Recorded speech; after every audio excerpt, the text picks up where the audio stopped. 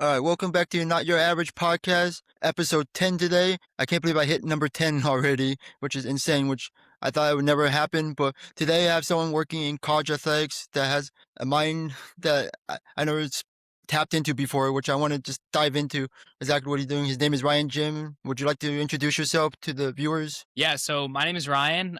Right now, I work in compliance and enrollment. So I graduated San Diego State. I got my MBA in sports business, and I had stumbled upon a role in compliance with SDSU. And, it led me to working in compliance at SDSU, LaSalle, and then now I'm at Northeastern. And when you were going to school, did you see yourself going to compliance or did you see other avenues? Did you try to do other stuff too? Yeah, originally, the way I stumbled upon college athletics was I needed an internship to have enough credits to graduate on time because I had transferred undergrads. And I was looking for something interesting, but also something that would get me 12 credits. And I had gotten an opportunity to do NIL research with the athletic department at URI. So that kind of sparked my interest. And then I had an opportunity when I was in California to work at University of California, San Diego, doing student athlete services. And it was more along the lines of making sure that students are full-time enrollment and kind of flagging grades and stuff that's going on throughout their career. I was there for 2 semesters. So I'm through those 2 semesters. So that's kind of how I ended up on the compliance side. NIL and student athlete eligibility were both of those roles.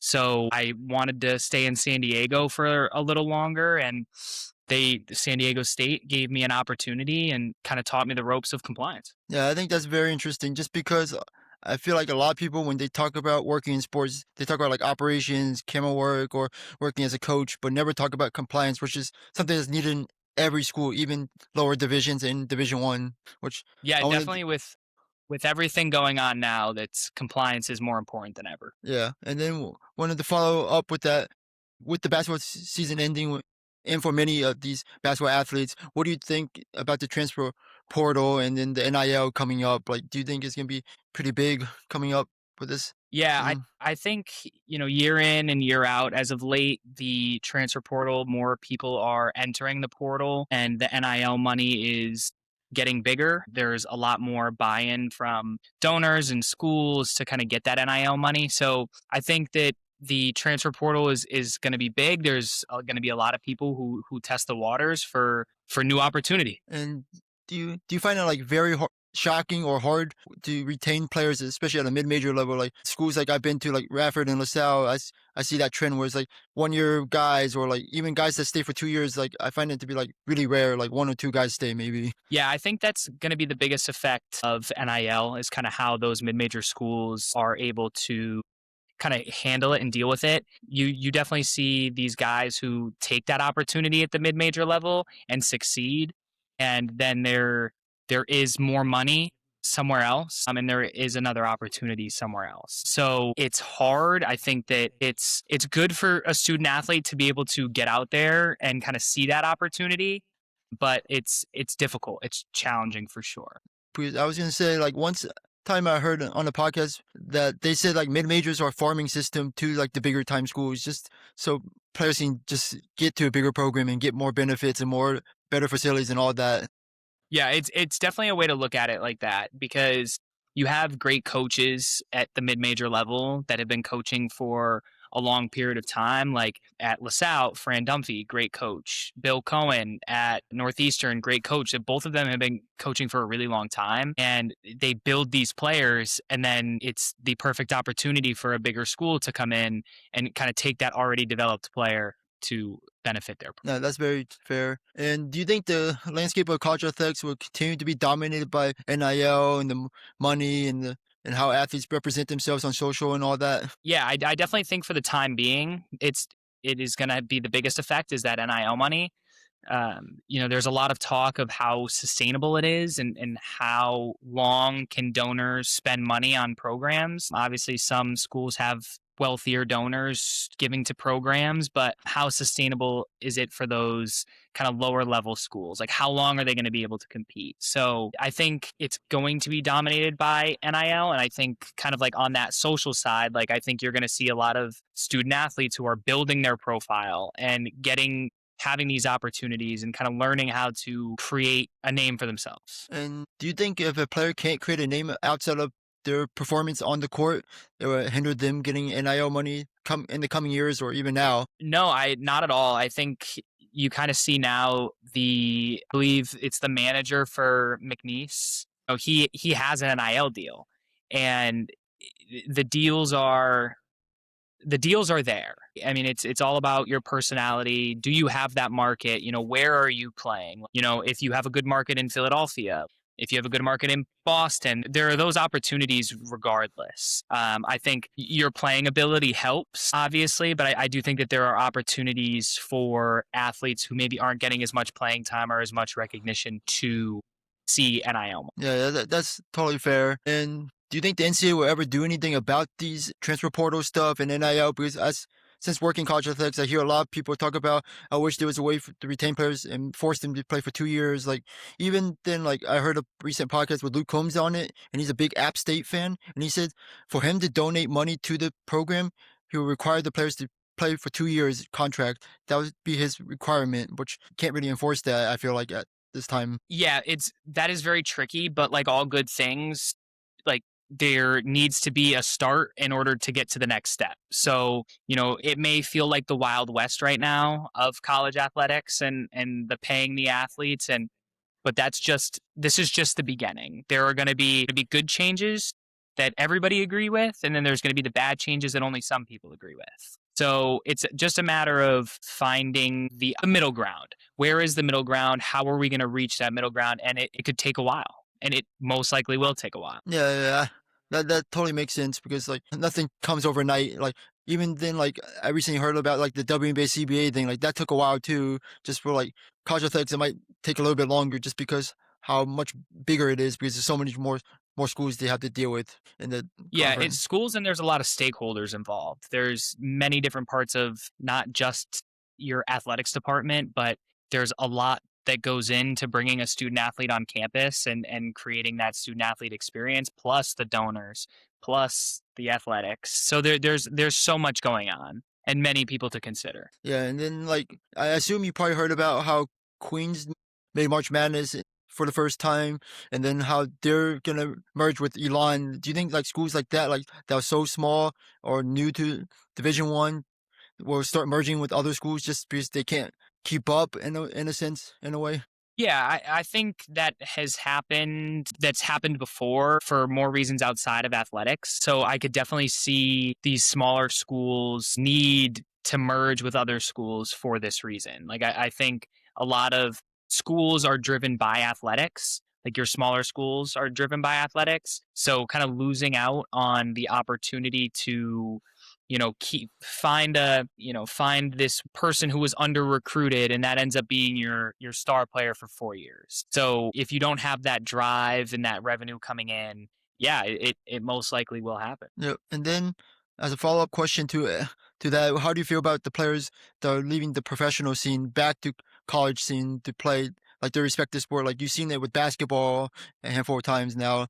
How do you feel about that in the landscape of that? Yeah, I think there are different scenarios for everybody. I think the ones that we see on TV right now are these they were highly recruited out of high school and gave up their eligibility so that they could go play pro. And then now with NIL is the whole like he lost that opportunity. So how, and I'm speaking specifically on the basketball players, how are like, why can't they go back if they're told that they couldn't sign for this money, but a kid in college is making $1 million.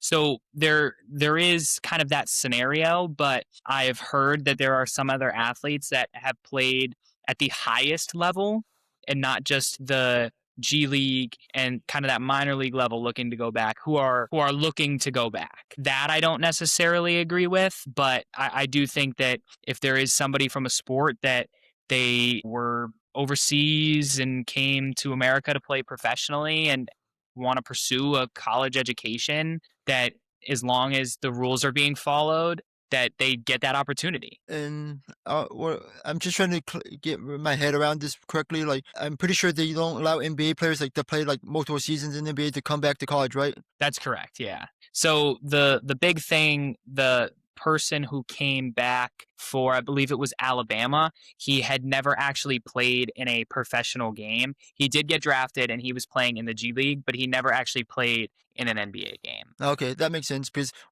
I hear those jokes about like, oh, LeBron will go back and play college ball. He never played a day in his life, and then you also see those stories of like J.R. Smith coming back to college, but he played a whole different sport. Like he played golf instead of playing basketball. Yeah, there are definitely different scenarios, and I do think for the right scenario, that giving somebody the opportunity to go back and play a sport and receive a college education could be beneficial. Yeah, which makes sense. And then to just carry on this conversation about this topic, what do you think about the smaller Olympic sports?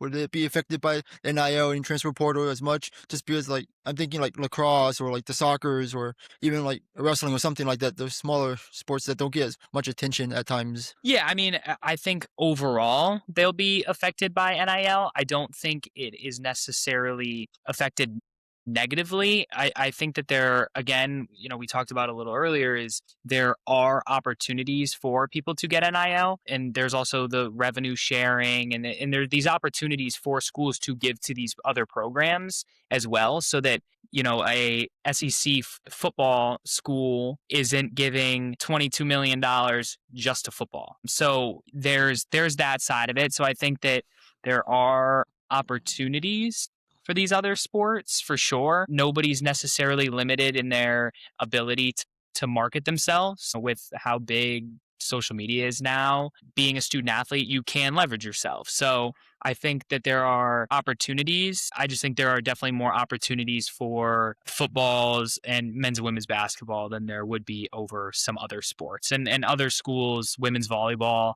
has been super popular. I think that there are those opportunities for sure. Yeah, because I'm noticing like more most of the time where it's like uh, players for smallest Olympic sports will stay there for like their multiple years instead of like one and done or 2 years and leave versus unless there's some other external factor that they just got tired of the school or the coaching or something. It's not just like, oh, I just want to test the waters and see what's best opportunity out there for me. Yeah, I think that you definitely will see people who are in the not footballs, men's and women's basketballs stay longer because there is less NIL opportunity.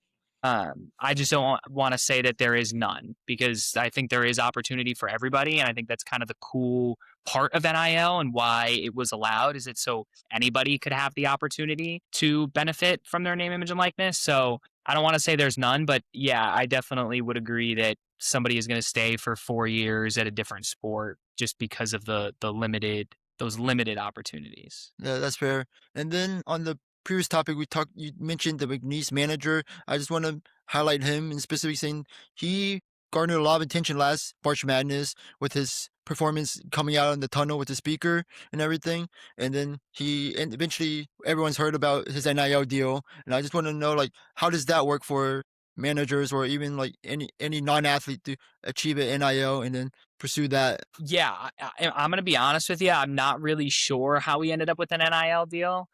I think it's definitely different than how a McNeese basketball player would have come up with the NIL deal. Yeah, I'm not 100% sure how he ended up with that deal or where he's at in that deal now. So it's tricky. I mean, a cool opportunity for him for sure, but I'm not sure how he is managing that. Yeah, that makes sense because like when I saw the deal originally, and then I saw that he was going to NC State or something like that, and then he never actually finished or stayed there, and now he's back at McNeese during the basketball season, and I saw him on TV just like last week, so it's like, what do I know at times? Yeah, I think he left because his coach left, and he did a whole I'm entering the manager portal, and I also just recently found out he was back at McNeese. Yeah, I think a lot of people are just recently finding that out, which I think is mind blowing to me. Listen, using his transfer ability, I guess. Yep. He's making the best of it, I guess. And what do you think of all these new positions coming up from this NIL stuff? Like I keep mentioning NIL, and then there's like I seen like general manager positions for basketball teams, which I never heard about like 5, 10 years ago. And then not even NIL content creators, but like Rutgers opening up positions I've seen, and Virginia Tech has positions like that too. Yeah, so I'll start with the general manager side of it. I think that it's a really good position because there is so much going on in NIL and so much changing that like being in compliance personally I have had the opportunity to work with every single student athlete. And it is different at different schools. You work with some student athletes and so when we give this education, we're giving a lot of education to these student athletes but a general manager can kind of go a little more in depth. And also, this general manager could create more opportunity elsewhere, do the fundraise, talk about fundraising, how to fundraise, talk to the donors, and kind of do this stuff. So, rather than having the AD just do that, kind of thing it is creates an opportunity that's a little more personal in my opinion a little more personal and a student athlete is more likely to come up to their general manager than they would the compliance person. Yeah, that makes sense. So on the NIL content creator stuff, I think is awesome. Knowing people who work in athletics, I think it's really important that they are able to tell a story. Like that's what marketing is telling a student athlete story. So, being able to see what my friends and my colleagues are doing with content creation for these student athletes is incredible. So, I think that those roles as well are important because it can help build that story, help create that story, and help share that story. Yeah, I definitely agree because like a lot of programs need are gearing towards like telling stories or how do I show this player off like his lifestyle or his journey or the team's journey throughout the season a lot of the time. Back on the topic of the general manager, do you think more and more teams in college athletics were sort of adopting the general manager, not just men's basketball, maybe like football, or I know might have it, or even women's basketball, but they start like adding that position, not just having assistant coaches. Yeah, again, I think it's a very important position. I also think on like coming from a compliance side, it's always nice to have like a one direct contact who is kind of dealing with the NIL and stuff. So that way, it's organized and it's all being done in the right way. I think it's important to have that point of contact. It's important to have that person who is also knowledgeable and can also help the student athletes. And again, a student athlete is more likely to talk to an assistant coach, general manager person because they're together all the time rather than their compliance person who they get emails from, they might see in the hallway and say hello, but it's not that same relationship. So I think a general manager is good for both student athlete side and also somebody to kind of take on that role of assisting and growing the program in that way. And do you believe that the general manager plays a big role in recruitment too, not just the coaches? Yeah, I mean it goes to the whole having the money and creating those relationships and kind of what relationships are they creating? Is it a relationship outside of sports and there are potential jobs lined up? Like what so I think that there is that opportunity for that general manager to assist in so many ways. Yeah, that makes sense. Because I'm just thinking like specifically like they don't just generate money for the team because just to go out there and attract players and tell them what benefits they can get from being part of this program at times because like people just get caught up too much into playing, I think sometimes, and not just, oh, what is my future going to be after basketball? What's my future outside of the court or something like what's my future in the classroom or whatever job I can get in the meantime too. Yeah, and I definitely think that is an aspect of recruiting that is more important than ever now with being able to go into the portal whenever and get all this money.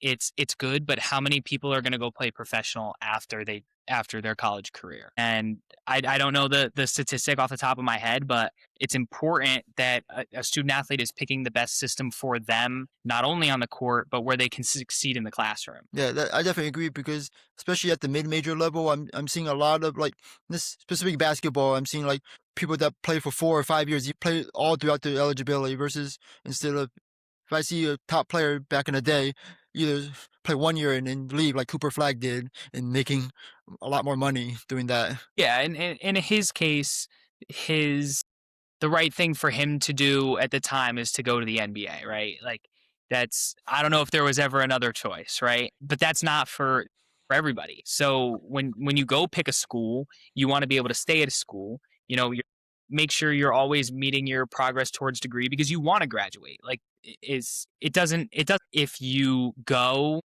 to different schools. I think that the most important thing is that we as an athletic department are focused on the student success. And it's awesome when our student athletes are performing well. Our women's ice hockey team is playing in the Frozen Four tomorrow on Friday. I'm very happy for them, but I also want to see them all succeed in the classroom. So there is as long as we can kind of find that middle ground of like, go ahead and transfer, but how are we going to help you at the next school?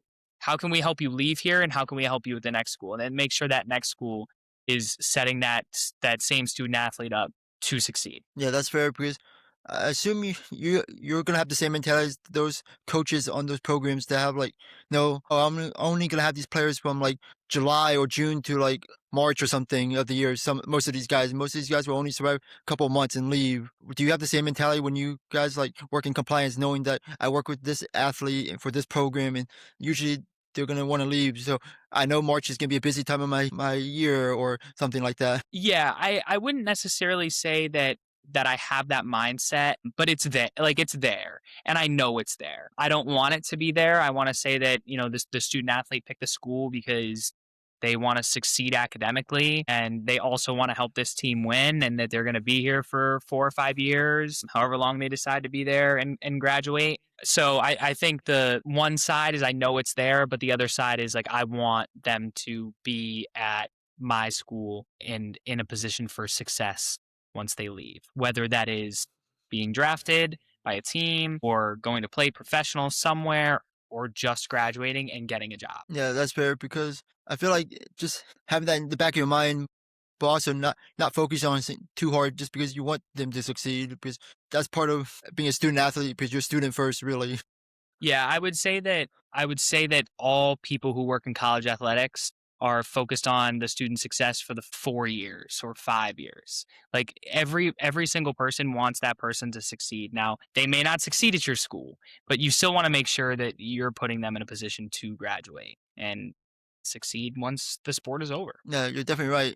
And then what do you think about the future of college athletics? Would you think it's gonna develop and change with for more money or just go back to what it used to be where it's like Yeah, that's a difficult question because you kind of hear a lot of things floating around all of the time, but I think there's going to be a lot of change, and I think it's going to be good change. I do think it's going to be good change down the line, and I believe I said this on one of the first questions you had asked. Like, there's going to be bad changes. It's going to happen. People aren't going to agree with them, but they're made, and then we see how we can develop from those changes. So I think that there's going to be a lot of changes. I'm not sure in what direction, when, but it's definitely going to change. And I think that it's going to be for the better and kind of control what's going on now. And every day is a new news article about a student athlete and eligibility and money. So it's definitely going to change for the better. yeah, that makes sense because I'm always thinking like will programs decide to drop to lower conferences or drop to lower division or would they start moving up or just whatnot? Because like you're seeing all the time where like I give you the example of Queens going up or and it, or like you seen James Madison move up to a different conference. Just seeing like what they're deciding to do with this. Does this all affect them? Do you think? Yeah, I mean, I think schools are going to make changes for sure. I mean, you saw UMass; they switched conferences and had success in their first conference game this year.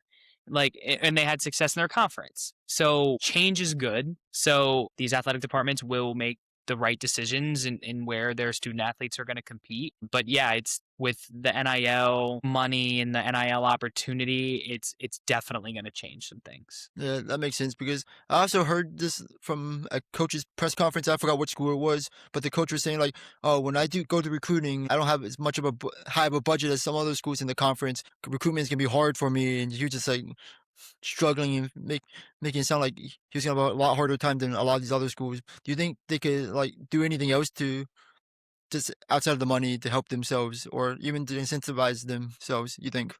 To help the programs, Yeah, like help with recruitment specifically because some programs have lower budgets, you think? yeah, I think the nature of it now is just the how much budget your school has towards the sport.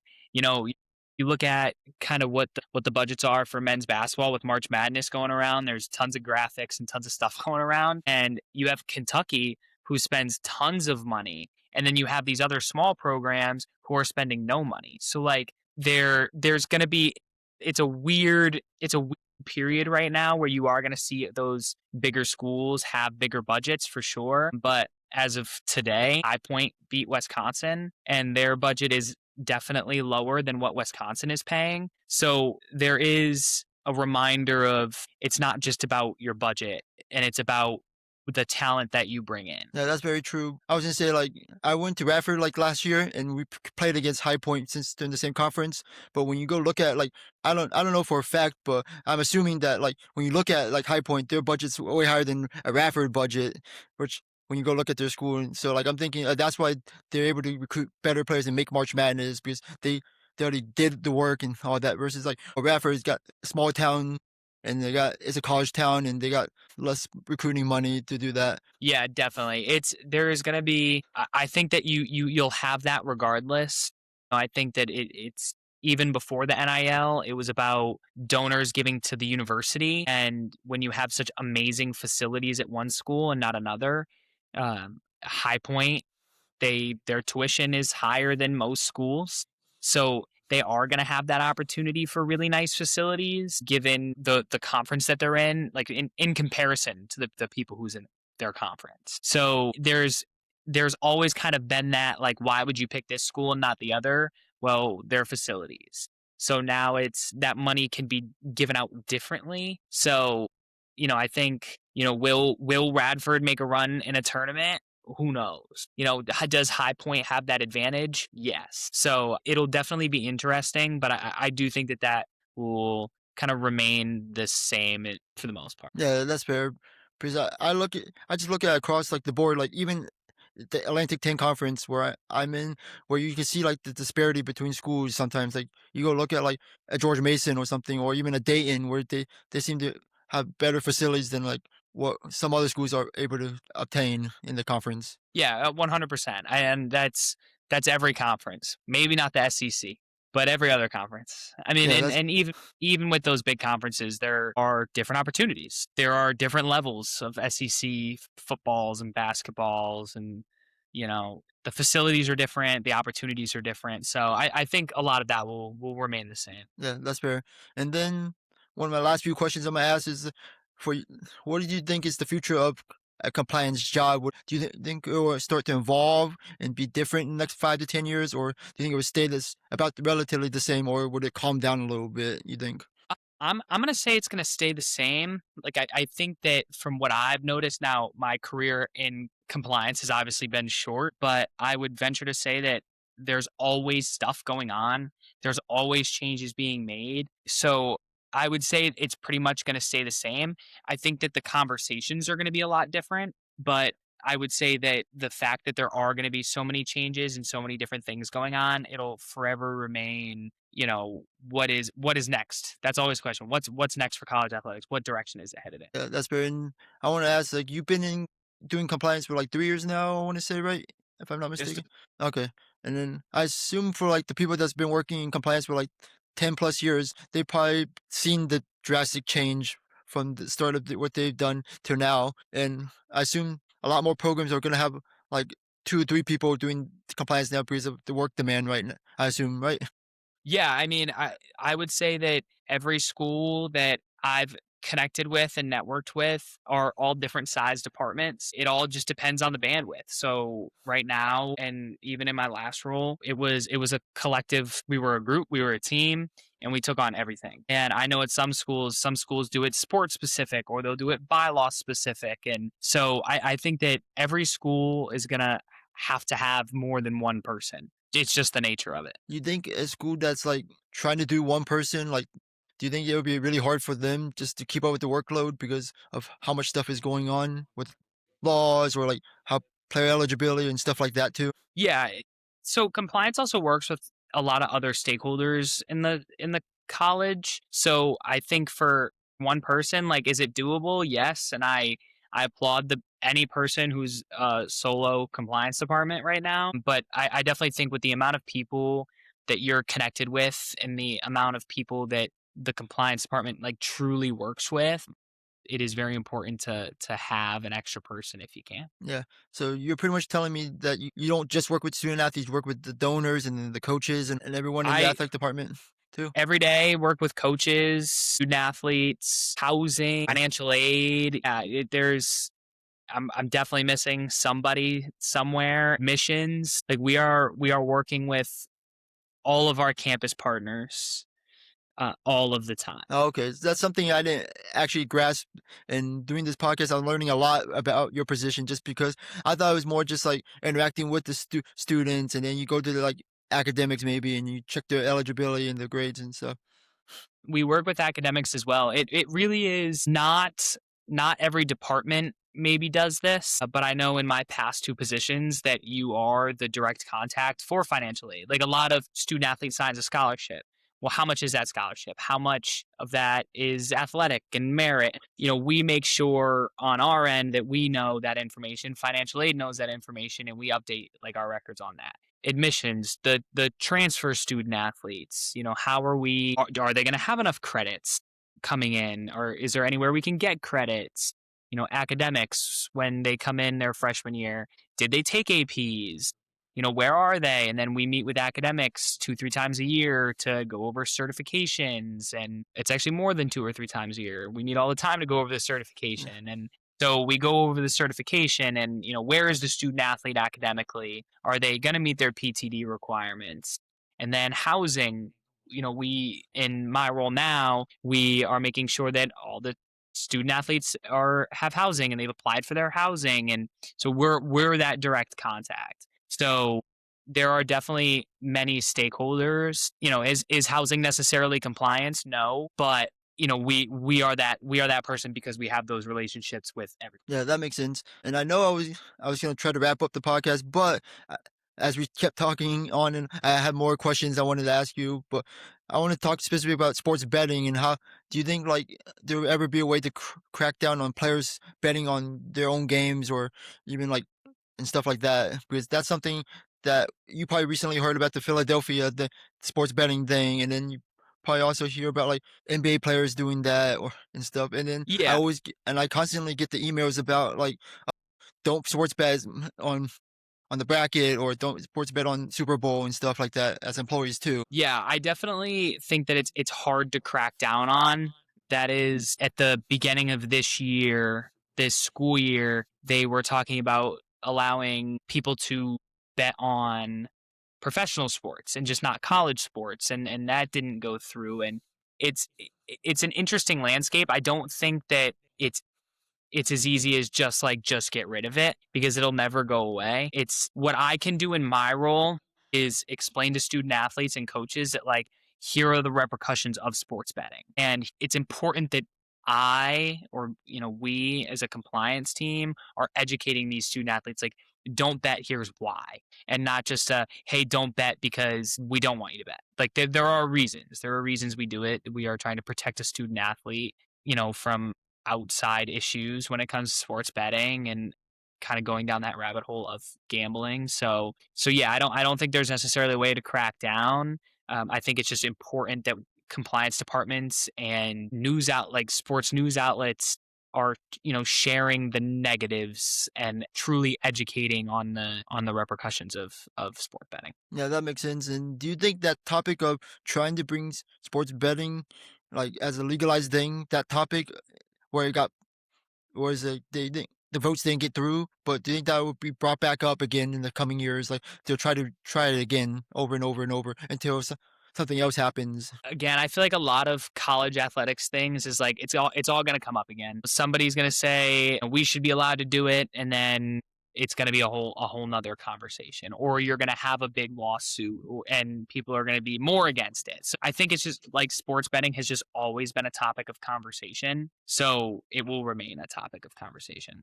Or do you think they ever dive into the point where it'd be like, do you know how certain states you can sports bet and other states you can't sports bet? Do you think it would be like that, or like, there would be limitations to it if it gets passed? Yeah, I think that there are opportunities for that, whatever those may be. I wouldn't even know where to start on those, but I definitely think that there are people out there who are thinking about, the best ways to approach this to kind of limit the opportunity of point shaving and all. Yeah, that's fair. Thanks. I wanted to just thank you for hopping on this podcast, telling me about your journey in college athletics, and then answering all these questions that I had about compliance, which I'm very blown away from all the information you've given me. I appreciate your time. Yeah, definitely. Thank you for having me.